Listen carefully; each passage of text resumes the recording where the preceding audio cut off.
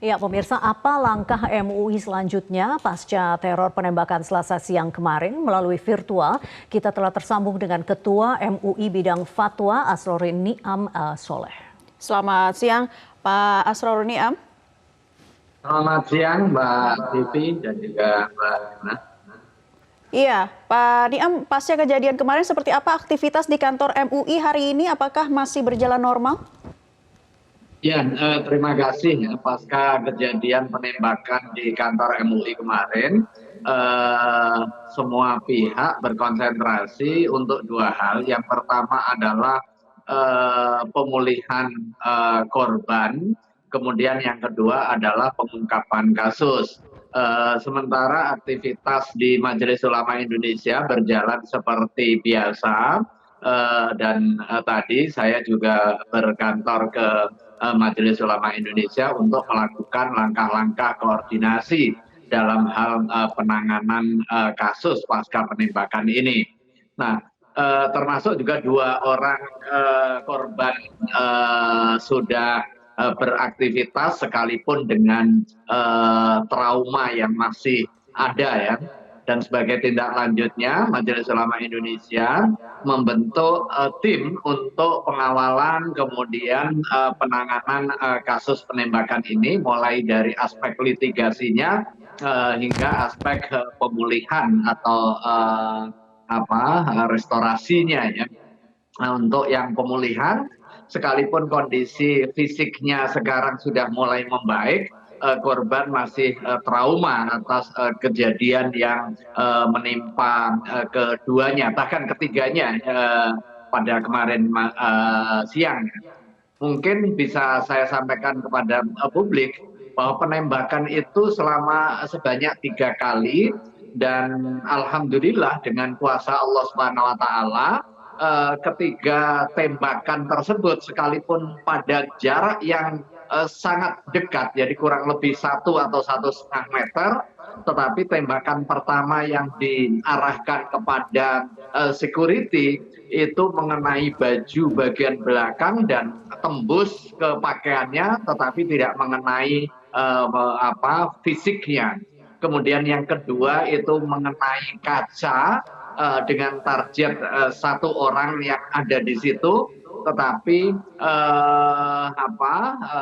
itu tidak kena langsung. Dan target yang ketiga itu kena langsung tetapi posisinya miring sehingga mengenai bagian punggungnya. Nah, kondisi traumatik ini perlu disembuhkan. Nah, kemudian yang kedua, kita juga konsentrasi mengawal proses pengungkapan kasus. Tadi secara khusus saya bersama dengan Wakil Sekjen Bidang Hukum mengkoordinasikan pengawalan pada aspek hukumnya agar ini bisa terang benderang, tidak menyisakan masalah. Ada 2 hal yang bisa ditindaklanjuti oleh aparat penegak hukum. Yang pertama, bagaimana dia memperoleh senjata, entah itu senjata api atau airsoft gun yang dijelaskan oleh aparat kepolisian kemarin. Nah, bagaimana itu bisa dipegang dan juga digunakan oleh pelaku. Karena di samping profilnya nggak meyakinkan ya, tetapi pada saat yang sama ditemukan kartu tanda anggota sebuah shooting club. Berarti ini bisa ditelisik lebih lanjut keterkaitan hingga dia memiliki kartu tanda anggota dan memiliki senjata. Kemudian yang kedua ada transaksi keuangan. Halo? Oke, ya boleh, nggak apa-apa Pak diteruskan. Tadi ada transaksi keuangan, poin yang itu dulu Pak diselesaikan.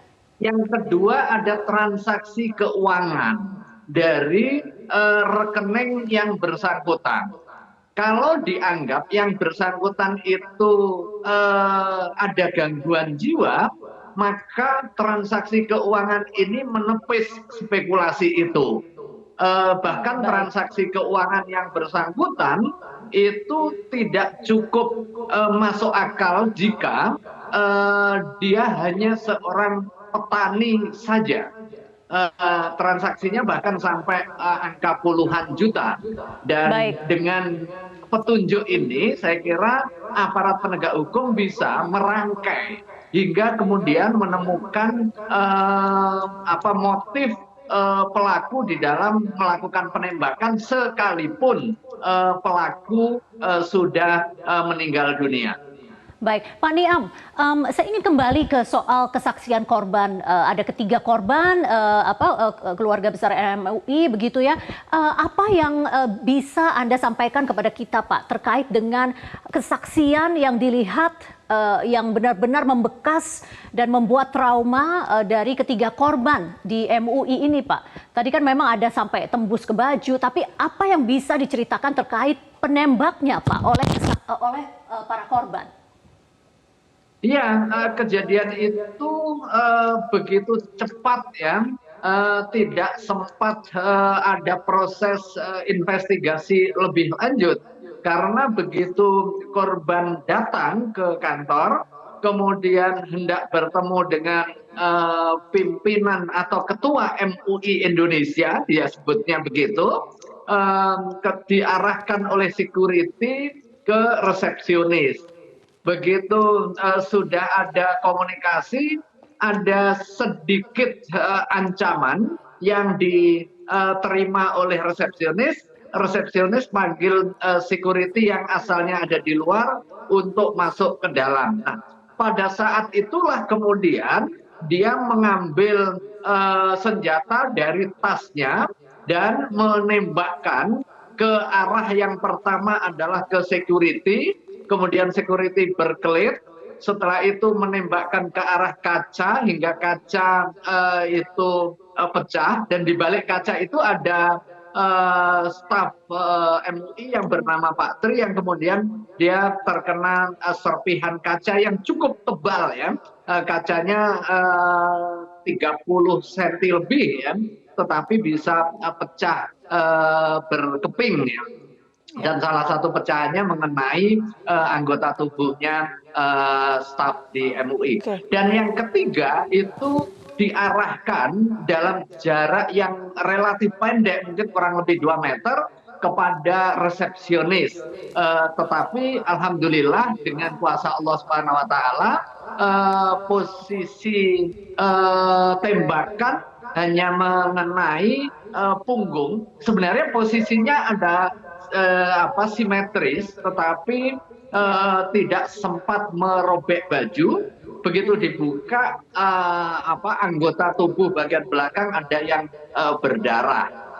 Walau demikian, dalam situasi yang menegangkan tersebut, security masih melihat tugas dan tanggung jawabnya untuk memberikan rasa aman. Dia kejar pelaku, kemudian dia bekuk dari belakang, dan setelah itu dia tangkap dan diserahkan ke polisi yang kebetulan ada di depan kantor Majelis Ulama Indonesia. Baik.